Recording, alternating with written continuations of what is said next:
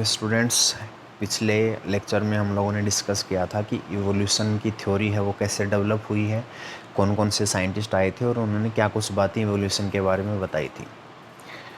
आज का हमारा टॉपिक है लेमार्किज्म पर।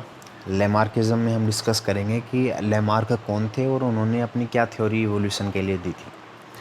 चलिए स्टार्ट करते हैं। देखिए, लेमार्क कौन थे। लेमार्क जो हैं वो एक फ्रेंच नेचुरलिस्ट, एक प्रकृतिविद थे, जिनका जन्म 1744 में हुआ था और उनकी डेथ हुई थी 1829 में। तो लेमार्क को उनकी theory inheritance of acquired characters, जिसे हम उपार्जित लक्षणों की वंशागति का सिद्धांत बोलते हैं, जो उन्होंने 1809 में दी थी, उसके लिए उन्हें जाना जाता है। 1809 में ही डार्विन का जन्म हुआ था। Inheritance of acquired characters theory के अलावा लेमार्क ने biology, invertebrates and vertebrate terms दी थी और उन्हें एक्सप्लेन किया था। लेमार्क की जो थ्योरी है एक्वायर्ड कैरेक्टर्स की इनहेरिटेंस, इसी थ्योरी को लेमार्किज्म के नाम से जाना जाता है। चलिए देखते हैं लेमार्किज्म थ्योरी के अंदर क्या कुछ बातें लेमार्क ने बताई हैं।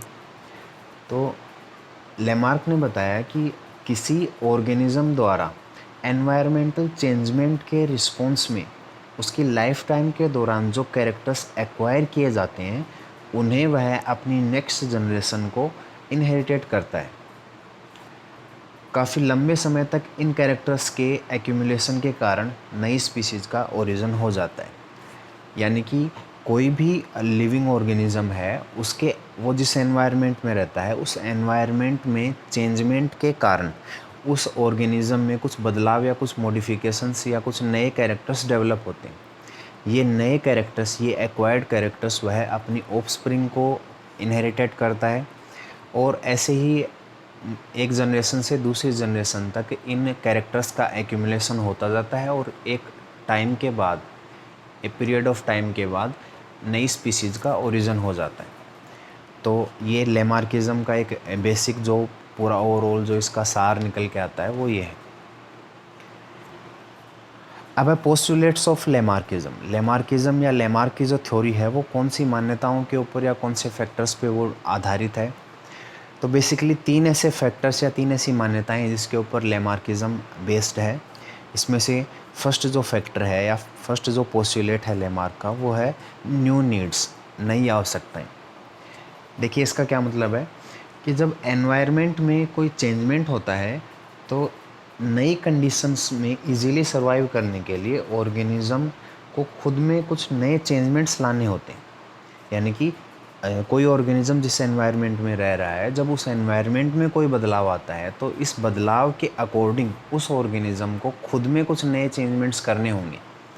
ये नए चेंजमेंट्स करने के लिए ये उस ऑर्गेनिज़म की एक नई रिक्वायरमेंट होगी। इस रिक्वायरमेंट को फुलफ़िल करने के लिए उस ऑर्गेनिज़म द्वारा कुछ स्पेशल एफ़र्ट्स किए जाते हैं।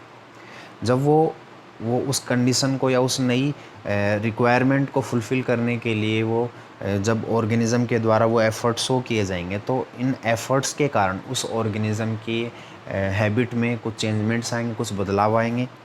हैबिट्स में जो ये चेंजमेंट हैं, इनकी वजह से उस ऑर्गेनिज्म में नई स्ट्रक्चर्स या नए ऑर्गन्स का फॉर्मेशन होगा।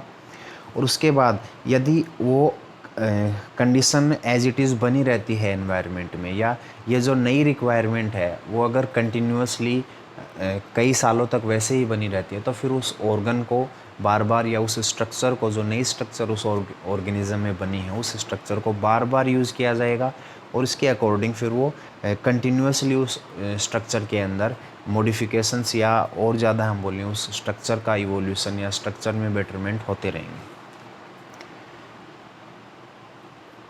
इसके बाद सेकंड पोस्टुलेट है एक्विजिशन ऑफ न्यू कैरेक्टर्स, नए कैरेक्टर्स का उपार्जन।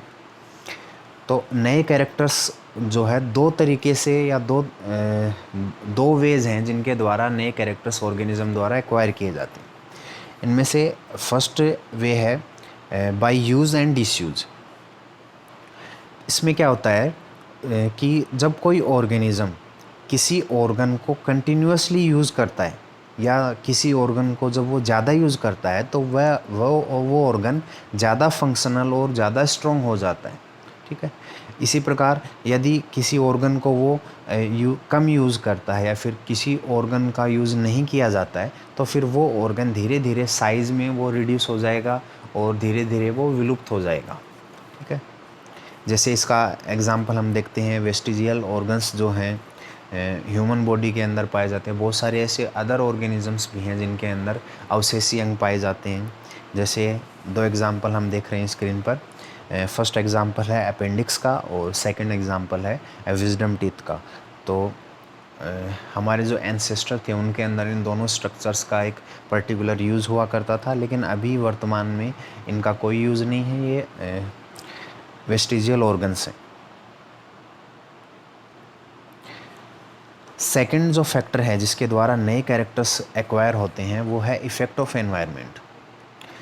इफ़ेक्ट ऑफ एनवायरनमेंट का मतलब है कि जब एनवायरनमेंट में कोई चेंजमेंट होता है, जैसे टेम्परेचर है, लाइट है, मीडियम है, फूड है, इनकी अमाउंट के अंदर यदि कोई टाइप का चेंजमेंट होगा तो उस चेंजमेंट के कारण ऑर्गेनिज़म का बिहेवियर या उसका फंक्शन करने का तरीका, उसके अंदर कोई ना कोई चेंजमेंट या कोई ना कोई एडजस्टमेंट उस एनवायरमेंटल चेंजमेंट के अकॉर्डिंग होगा। तो इस एडजस्टमेंट के कारण उसकी ऑर्गेनिज़म की बॉडी के अंदर कुछ नए टाइप के चेंजमेंट्स आ जाएंगे। ठीक है। यानी कि हम ऐसे बोल सकते हैं कि एनवायरनमेंट का जो है उस ऑर्गेनिज़म के ऊपर डायरेक्टली इनडायरेक्टली कोई ना कोई इफ़ेक्ट रहता है, और जब एनवायरनमेंट में कोई ना कोई चेंजमेंट होगा तो उसके अकॉर्डिंग ऑर्गेनिज़म में भी नई स्ट्रक्चर्स या नए ऑर्गन्स का डेवलपमेंट हो सकता है। थर्ड जो पोस्टुलेट है लेमार्किज्म का वो है इनहेरिटेंस ऑफ एक्वायर्ड कैरेक्टर्स। यानी कि ऑर्गेनिज़म द्वारा अपनी लाइफ टाइम के दौरान जो भी ये नए कैरेक्टर्स एक्वायर किए जाते हैं वो सब एक्वायर्ड कैरेक्टर्स वो इनहेरिटेट करता है नेक्स्ट जनरेशन को। ठीक है। हर एक जनरेशन के द्वारा अब अपनी लाइफ टाइम के दौरान एक्वायर किए गए कैरेक्टर्स को अपनी आगे वाली जनरेशन में सेंड किए जाएंगे, इनहेरिटेट किए जाएंगे। इस प्रकार एक जनरेशन से दूसरी जनरेशन में नए कैरेक्टर्स का जो है लगातार ट्रांसमिशन या एक्यूमुलेशन होता रहता है। इस एक्यूमुलेशन के कारण फाइनली काफ़ी सारी जनरेशन्स के बाद ऐसा होगा कि नए कैरेक्टर्स जो हैं, नए लक्षण जो हैं उन ऑर्गेनिजम्स में आगे आने वाले जनरेशन में इतने सारे कैरेक्टर्स एक्यूमुलेट हो जाएंगे एक साथ कि हम बोलते हैं कि नई स्पीसीज़ का ओरिजिन होगा इससे। अब है evidence in favour of Lamarckism. Lamarckism के समर्थन के लिए कौन से एविडेंस, कौन से प्रूफ, कौन से प्रमाण मौजूद हैं। इसमें फर्स्ट एविडेंस है evolution of long neck in giraffe. ठीक है। ये एक बहुत पॉपुलर एक एग्जांपल है, एक एविडेंस है लेमार्किज्म को सपोर्ट करने के लिए।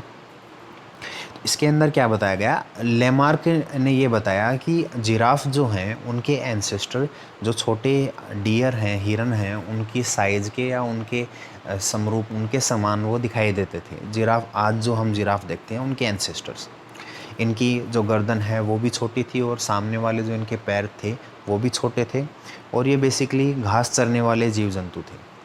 लेकिन वो जिस एनवायरनमेंट में, जिस हैबिटाट में वो रहते थे, धीरे धीरे वहाँ पे जो है बारिश में कमी के कारण धीरे धीरे वहाँ पे घास जो है सूखने लगी या घास की कमी होने लगी, कंपटीशन ज़्यादा इंक्रीज़ हो गया, और अब वहाँ पे घास की इतनी ज़्यादा कमी आ गई कि अब उनको सिर्फ जो बड़े पेड़ पौधे थे उनके ऊपर उनको सर्वाइव करना पड़ रहा था।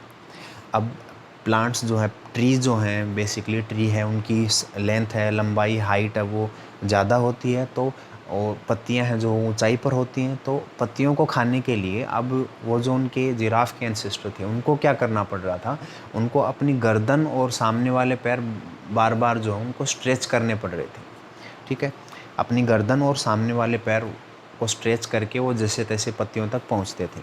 तो अब ये क्या हो गया था कि एनवायरनमेंट में एक चेंजमेंट आया, बदलाव आया। उस चेंजमेंट के अकॉर्डिंग जिराफ के जो एंसेस्टर थे उन्होंने खुद के अंदर कुछ मॉडिफिकेशंस किए, या इस नई रिक्वायरमेंट को फुलफ़िल करने के लिए उन्होंने एफ़र्ट्स किए। उन एफ़र्ट्स के कारण धीरे धीरे उनकी गर्दन जो है और सामने वाले पैर जो हैं वो धीरे धीरे उनकी लेंथ में, लंबाई में धीरे धीरे इंक्रीज़मेंट होने लगा, और फिर वो ये इंक्रीज़मेंट जो है, ये कैरेक्टर जो उन्होंने एक्वायर किया, उन्होंने अपनी नेक्स्ट जनरेशन को ट्रांसमिट किया, और ऐसे एक जनरेशन से दूसरी जनरेशन तक ये ट्रांसमिट होते रहे कैरेक्टर, और फाइनली आज हम जो जिराफ देखते हैं, हम इतनी लंबी उनकी गर्दन और सामने वाले पैर जो हैं उनके लंबे हैं। जैसा कि यहाँ पे हम डायग्राम में देख सकते हैं, जो फर्स्ट वाला जो इसमें डायग्राम है, छोटा जिराफ, यहाँ पे जिराफ का एंसेस्टर जो है यहाँ पे शो कर रखा है। इसमें हम देख सकते हैं कि ये ज़मीन के ऊपर ग्राउंड ऑन ग्राउंड जो ग्रास है उसकी ग्रेजिंग करके ये सर्वाइव कर रहा है। लेकिन जैसे जैसे घास ख़त्म होती है ये अपनी गर्दन को ऊपर उठा के पेड़ों की पत्तियाँ खाने की कोशिश करता है, और एक पूरे एक टाइम पीरियड के दौरान, एक लंबे टाइम कोर्स ऑफ टाइम के दौरान क्या होता है, धीरे धीरे इनकी गर्दन और सामने वाले पैर जो हैं वो लंबे होते जाते हैं। सेकंड जो एविडेंस जो या सेकंड जो समर्थन के लिए, लेमार्किज्म के समर्थन के लिए सेकंड जो एग्जांपल दिया गया है वो है इवोल्यूशन ऑफ स्नेक। तो लेमार्क के अकॉर्डिंग क्या है कि स्नेक्स जो हैं उनके एंसेस्टर लिजार्ड लाइक थे, जिनके अंदर पैर पाए जाते थे और उनकी लंबाई भी कम थी। लेकिन जो स्नेक के एंसेस्टर थे फॉरेस्ट में रहते थे, वहाँ पर अदर दूसरे उनके शिकारी जीव जंतु जो उनके आसपास प्रेजेंट थे, तो उनके डर के कारण स्नेक्स के एंसेस्टर्स ने बड़े मैमल्स या उनके अपने शिकारियों से बचने के लिए उन्होंने छोटी झाड़ियों के अंदर, छोटे पेड़ पौधों के अंदर उन्होंने रेंगना स्टार्ट कर दिया, या बिल बना के बिल में रहना उन्होंने स्टार्ट कर दिया। तो इस कारण रेंगने के कारण और बिल बनाने के कारण धीरे धीरे उनकी बॉडी जो है वो बॉडी के अंदर लंबाई में उनका इंक्रीजमेंट हो गया, स्ट्रेचिंग हो गई बॉडी की, क्योंकि जितनी लंबी बॉडी होगी, बॉडी की साइज़ जितनी लंबी होगी, रेंगने में उनको उतनी आसानी होगी। ठीक है। अब रेंगने के दौरान या बिल बनाने के दौरान या बिल में रहने के दौरान पैर जो हैं उनके, लेग्स जो हैं उनका या लिम्स जो हैं उनका कोई यूज़ नहीं होता, बल्कि वो एक तरह से हिंड्रेंस होते हैं, एक तरह से वो उनको प्रॉब्लम क्रिएट करते हैं रेंगने में या बिल बनाने में या बिल में इंटर करने या एग्ज़िट करने में उनको एक प्रॉब्लम क्रिएट करते हैं। तो इस कारण क्योंकि उन्होंने लिम्स का यूज़ जो है वो धीरे धीरे कम कर दिया और फाइनली उन्होंने अपने लिम्स को यूज़ करना बंद कर दिया, तो इस एज ए रिज़ल्ट क्या हुआ कि उनके जो एंसेस्टर थे उनके लिम्स जो हैं, पैर जो हैं वो विलुप्त हो गए और उनकी बॉडी की जो साइज़ है, लेंथ है, वो भी ज़्यादा हो गई। जैसे हम यहाँ पे एग्जांपल में देख सकते हैं, ये जो डायग्राम है उसके अंदर हम देख रहे हैं कि स्नेक्स जो हैं उनके एंसेस्टर वो लिजार्ड लाइक थे, लेकिन फिर उन्होंने बिल में रहना स्टार्ट कर दिया, तो धीरे धीरे लिम्स भी उनके डिग्रेड होते गए और बॉडी की साइज़ में भी इंक्रीजमेंट हो गया। अब नेक्स्ट है क्रिटिसिज्म ऑफ लेमार्किज्म। लेमार्किज्म के जो क्रिटिसिज्म हुए हैं, जो उनका विरोध भी किया गया लेमार्क की थ्योरी का, बहुत से ऐसे साइंटिस्ट थे जिन्होंने उनके जो पॉइंट्स उन्होंने अपनी थ्योरी के अंदर दिए थे उन सब का उन्होंने विरोध किया था। कुछ ऐसे ऑब्जेक्शंस थे जो लेमार्क उनका जवाब नहीं दे पाए। उनमें से कुछ इंपॉर्टेंट ऑब्जेक्शंस जो हैं वो इस प्रकार हैं। इसमें फर्स्ट ऑब्जेक्शन है tendency to increase in size, कि लेमार्क ने बताया कि जिस ऑर्गन को ज़्यादा यूज़ करेंगे उसकी साइज़ में वैसे वैसे इंक्रीजमेंट होता जाएगा। तो ये एक लेमार्क को इस बात के लिए क्रिटिसाइज़ किया गया, उनका विरोध किया गया। किस आधार पर विरोध किया गया? क्योंकि ऐसा देखा गया है कि बहुत बार इवोल्यूशन जो है वो साइज़ में रिडक्शन भी कर सकता है, यानी कि ज़रूरी नहीं कि हर बार इवोल्यूशन के द्वारा साइज़ में इंक्रीजमेंट हो किसी ऑर्गन में या कोई पर्टिकुलर ऑर्गेनिज्म में, बल्कि साइज़ में कमी भी हो सकती है। इसका हम एग्जांपल अगर देखें तो एंजियोस्पर्म्स में इसका एग्जांपल, बेस्ट एग्जांपल अपने को देखने को मिलता है कि एंजियोस्पर्म के ट्रीज़ जो हैं वो प्रिमिटिव हैं, यानी कि पहले ट्रीज़ का ओरिजिन हुआ था, उसके बाद उनमें श्रब, हर्ब और ग्रासेज जो हैं उनका ओरिजिन हुआ, और ट्रीज़ के कंपेयर में श्रब, हर्ब्स और ग्रासेज जो हैं वो ज़्यादा एडवांस्ड होती हैं। इसके बाद सेकंड पॉइंट जिसके लिए लेमार्क को क्रिटिसाइज़ किया गया, लेमार्किज्म को क्रिटिसाइज़ किया गया, वो सेकंड पॉइंट है new organs develop because of new need, कि लेमार्क ने अपनी थ्योरी में बताया कि नए ऑर्गन्स की उत्पत्ति नई आवश्यकता पर डिपेंड करती है। तो इस पॉइंट को लेकर भी उन्हें क्रिटिसाइज़ किया गया, उनका विरोध किया गया। किस आधार पर किया गया? क्योंकि अगर ये माना जाता है कि अगर नए ऑर्गन की उत्पत्ति जो है, ओरिजिन जो है, वो यदि हमारी इच्छा पर डिपेंड करती है, हमारी डिज़ायर पर अगर डिपेंड करती है, तो फिर ह्यूमंस जो हैं वो हज़ारों सालों से उनकी इच्छा है, उनकी डिज़ायर है कि वो भी बर्ड्स की तरह उड़ सकें आसमान में, लेकिन अभी तक भी ह्यूमंस के अंदर विंग्स का डेवलपमेंट नहीं हो पाया। तो इस बात को लेके उनको क्रिटिसाइज़ किया गया। थर्ड पॉइंट जो है इनहेरिटेंस ऑफ एक्वायर्ड कैरेक्टर्स, इनका भी विरोध किया गया था। इनमें जो इनके जो क्रिटिक हैं, सबसे आगे जो सबसे बड़ा जो नाम आता है वो है ऑगस्ट वीजमान का, जिन्होंने 1904 में एक फेमस एक्सपेरिमेंट माइस पर या रेट्स पर अपना एक एक्सपेरिमेंट किया था। उन्होंने क्या किया कि कई जनरेशन तक रेट की जो टेल है, पूंछ है, उसको काटा और फिर देखा कि हर जनरेशन के बाद जो ऑफ स्प्रिंग है उसमें एज इट इज़ सेम लंबाई की पूंछ जो है वो प्रेजेंट थी। यानी कि काफ़ी सारी जनरेशन तक माउस की, रेट की टेल काटने के बाद भी उनको कोई ऐसी संतान नहीं मिली जिसमें जन्म से ही टेल एब्सेंट हो। अब क्योंकि लेमार्क ने बताया था कि एक ऑर्गेनिज्म की लाइफ टाइम के दौरान जो कैरेक्टर वो एक्वायर करेगा, उन्हें वो अपनी संतान तक पहुंचाएगा, उन्हें इनहेरिटेट करेगा। तो यदि एक जनरेशन है माउस की, उसमें उसकी पूंछ काटी गई है, तो लेमार्किज्म के अकॉर्डिंग ये होना चाहिए था कि ये कैरेक्टर जो है या ये जो इन्फॉर्मेशन है ये उसकी संतान में जाती और कुछ जनरेशन के बाद टेललेस रेट अपने को देखने को मिलते, लेकिन ऐसा नहीं हुआ। ओके, ये लेमार्किज्म हमारा ख़त्म हो गया है। ये आप जो तस्वीर देख रहे हैं ये लेमार्क है। ओके, अब इसके बाद अपना नेक्स्ट चैप्टर आएगा डार्विनिज्म और डार्विन की थ्योरी के बारे में।